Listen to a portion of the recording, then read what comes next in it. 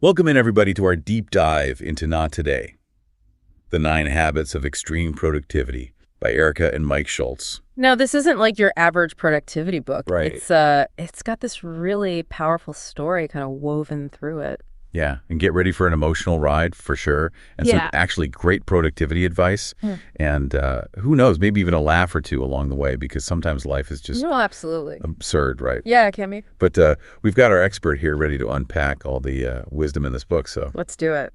All right, let's start with Ari's journey. Okay. So the author's son, Ari, was diagnosed with a very serious heart condition, even before he was born. Wow. So can you imagine navigating that world Yeah. of like constant hospital visits, multiple surgeries, Yeah. all the uncertainty that comes with it? It's hard to even fathom. It is. Yeah. And in the midst of all of these challenges, Ari's spirit just shines through. Mm. The book recounts his incredible resilience. Like, for example, his Make-A-Wish request was for a basketball court. Just showing his absolute zest for life. That's amazing. It really puts things in perspective. You know, the typical, like, get more done mentality feels almost trivial. Yeah. Compared to what the Schultz family faced. Absolutely. You know? Yeah. And so their experience with Ari really profoundly shaped their approach to productivity. Makes sense. Yeah. Yeah. And they actually came up with this framework called the TIME framework, which stands for Treasured Investment, Mandatory, and Empty Time. That's a great framework. I love this framework. Yeah. It really resonated with me because it's not about cramming more into your day. It's about being very discerning about which activities really deserve your energy and focus. And your time. Yeah. Maximizing that. Treasured and investment time. Totally. That's where I think real fulfillment lies. That's where it's at. So how do we actually put this into practice? Yeah, that's the question, right? Well, the book lays out 9 specific habits for achieving what they call extreme productivity. So why don't we explore a few of those? Let's do it. Habit 1, plan actions weekly, seems like a really good place to start. Okay. It's about kind of moving beyond that just daily whirlwind and like creating a structured plan for the week ahead. I like it. Yeah. Structure is good. And the authors actually give us a really helpful system for doing just that.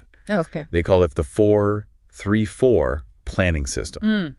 So this approach basically helps you break down these really large annual goals into smaller, manageable chunks. Makes sense. Yeah. Yeah. So you start with your yearly goals, Okay. translate those into quarterly priorities, then monthly objectives, and finally weekly action plans. So you're getting more and more granular as you go. Exactly. Okay. It's like a beautiful cascading waterfall of productivity. I love it.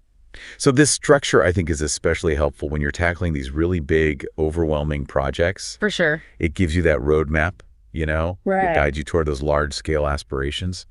But like 1 week at a time? One step at a time. Exactly. And it keeps you from feeling lost or paralyzed. All right. By just like the hugeness of it all. Yeah, that makes sense. And having that clear weekly plan also really helps you stay focused and resist those like ever-present distractions. It's so easy to get distracted. Oh my gosh. Especially these days. It's everywhere you look. Yeah. It's so refreshing. You know how this book really stresses that true productivity is not just about ticking things off a list. Right. It's more about aligning your efforts with your values, like really finding that deeper purpose. It's not just like those superficial life hacks you see everywhere. Exactly. It's a more holistic approach. I think acknowledging that well-being is such a crucial foundation for like sustained productivity. Absolutely. And the book really delves into this like mindfulness, physical activity, spiritual energy. They talk about all that stuff. They do. It's fascinating. Yeah. And that's actually where habit 8 comes in. Okay. Fuel your energy. Mm. Acknowledging that we're not robots, you know. We need to replenish our energy mentally, physically, spiritually, We do. in order to perform at our peak. For sure. And it's so easy to neglect those things when you're in the thick of it, you know. Oh, yeah. Especially when you're facing the kinds of challenges that the Schultz family had to go through. Absolutely. And, you know, finding ways to kind of maintain their own energy and well-being amidst all of that chaos. Right. That's a really powerful lesson, I think, for all of us. Huge lesson. So they recommend things like incorporating mindfulness practices, Yeah. like meditation or deep breathing, Yeah. into your daily routine, Makes sense. making sure you're getting that regular physical activity. Got to move that body. I know. Yeah. And not just for physical health, but also for mental clarity and stress reduction. It's all connected. Absolutely. Yeah. And they encourage readers to really explore their own spiritual paths, Right. whatever form that might take. Whatever that means for you. Yeah, it's about finding what works for you. For sure. It's such a powerful reminder that productivity isn't about pushing yourself to that brink of exhaustion. It's not about burning out. No, it's about finding that sustainable rhythm that really nourishes every aspect of your being. I love that. Me too. Sustainable rhythm. That's the key. Now, of course, even with the best laid plans and systems, Yeah. we all slick up. We do. We all kind of get off track. We're human. We are only human. Yeah. And that's where habit 9 comes in, Okay, what is that? right? The ship. And this habit offers tools for course correction. Ooh, I like that. When you find yourself, kind of veering off course, We all need that sometimes. we do. And one of the things that really intrigued me was this concept of free won't. Free won't. It's about interrupting those automatic behaviors that take us down these unproductive rabbit holes. We all have them. We do. Yeah. And the authors actually suggest a really simple but I think powerful technique. They say use a countdown, Oh, okay. like 3, 2, 1, stop, Just stop. to break that cycle and consciously choose a different path. That's a good idea. It's like a pattern interrupt, It is. right? Yeah. And it helps you kind of regain control when you're, on autopilot, mindlessly scrolling, you're getting sucked into that email vortex. Oh, the email vortex. I know it's a dangerous place. So easy to get lost in there. And then another strategy they talk about is micro change. Micro change. Embracing the power of small, incremental changes to achieve bigger goals. I like that. Because sometimes the thought of like a major overhaul, It can be overwhelming. it could be so overwhelming. So Yeah. breaking it down into those baby steps makes it so much more manageable. For sure. And I think motivating as well. Definitely, you got to celebrate those small wins along the way. Absolutely. And then finally, they introduced this idea of commitment contracts. Commitment contract. So this is about making these binding agreements with yourself, Interesting. sometimes even with consequences for not following through. Oh, wow. It might sound a little extreme, It does a little bit. but research actually shows how effective this can be, Really? especially when you combine it with things like accountability partners or even putting some financial stakes on the line. Wow. Okay, so you're really holding yourself accountable. You are. Interesting. Yeah. Okay. And I think all of this multifaceted approach Right. really underscores the importance of self-awareness, intentionality, and understanding those core motivations. For sure. And that brings us back, to Ari's remarkable story. Yeah. His tenacity, his zeal for life, Mm. even in the face of such immense hardship. Hard to imagine. I know. Yeah. It really infuses the book with this incredible sense of hope and purpose. I love that. And it reinforces that idea that productivity is not just about checking boxes. Right. It's about aligning your actions with what truly matters. Totally. Living a life that is both productive and deeply fulfilling.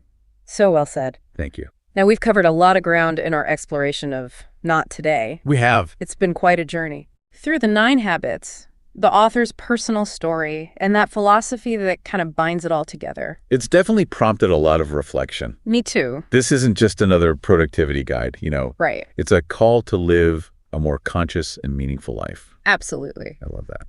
Now, before we go into the final stages of our deep dive, Okay. let's just pause for a sec. For Right. those of you listening out there, Yes. what are some of those key takeaways that are really resonating with you? Right. What's standing out? What nuggets of wisdom are you taking away from this exploration? For me, one of the things that just really stood out was the story about Ari's Good Morning Tour. Oh, yeah. It's such a beautiful illustration of how the Schultz family found ways to inject positivity and purpose into even the most difficult circumstances. It really is. So with Ari spending so much time in the hospital, there were mornings when getting out of bed was just a struggle for him. I can imagine. And he would get glued to his iPad, his energy would be low, and the longer he stayed in bed, Right. the harder it was to kind of motivate him to get going. It's a downward spiral. It is. Yeah. But instead of letting those mornings kind of spiral into negativity, Eric and Mike came up with this just brilliant solution. What a tip. They created this routine that both empowered Ari, but also spread joy throughout the entire hospital ward. Oh, that's great. So every morning, Ari, in his Avengers pajamas and shark slippers, would grab his IV pole, Oh, my gosh. and he would embark on what they called a good morning tour I love that. of the entire cardiac floor. Wow. So he would greet everyone he encountered, nurses, doctors, fellow patients, even the custodial staff with a cheerful "Good morning." What a great kid. It's such a simple act. It is. But it had this really profound impact. I bet. It gave Ari this sense of purpose, it boosted his spirits, and it just brought smiles to the faces of like everyone he interacted with. Spreading joy. It's just a testament to the power of those small gestures Right. to create that ripple effect of positivity. Love it. And I think it just perfectly encapsulates the book's overarching message. That productivity isn't just about efficiency or accomplishing tasks. It's about how you live your life. Exactly. It's about living a life that's aligned with your values, imbued with purpose, and just radiating that positive energy. Well said. Thank you. So the Schultz family's journey, as they share it through these 9 habits, Right. really provides like a practical roadmap, I think, It does. for achieving that kind of life. It involves making those conscious choices, Yeah. designing your environment for success, and prioritizing the activities that bring you joy Right. and fulfillment. It's not always easy. It's not, but it's so worth it. It is. And remembering that even when we falter, Which we all do. we all do, Right. we have those tools to course correct Right. and get back on track. That's so important. So as we wrap up our deep dive into Not Today, the 9 habits of extreme productivity. Okay. Let's summarize. summarize, yeah. Synthesize those key takeaways. I love it. Into 10 actionable points for our listeners. Awesome. These are the nuggets of wisdom we hope you'll carry with you. Number 1, embrace the time framework, evaluate your activities, and prioritize those that fall under treasured and investment time.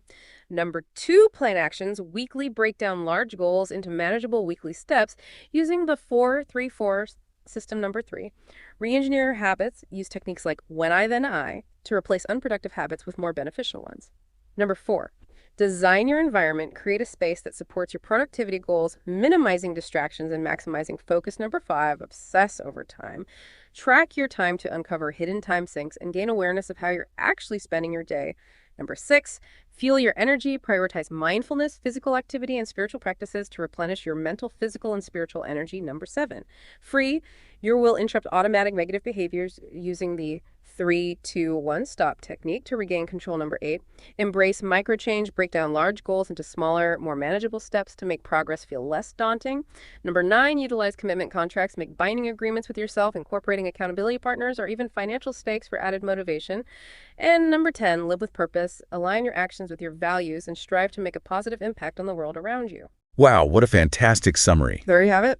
Those 10 points really encapsulate, I think, the essence of Not Today, They do. and offer a really practical framework for anyone looking to live a more productive and fulfilling life. Couldn't have said it better myself. Thank you. So remember, Yes. productivity is not about mindless busyness Right. or chasing some arbitrary metrics. It's about living with intention. It's about living a life aligned with your purpose, fueled by passion, and overflowing with positive energy. Absolutely. And on that note, Yes. thank you for joining us on this deep dive into Not Today, the 9 habits of extreme productivity. It's been a pleasure. We hope you've gained some valuable insights from this conversation and feel inspired to embark on your own journey toward a more meaningful and productive existence. Well, remember, Yes. the journey doesn't begin tomorrow. Right. It starts right now It does.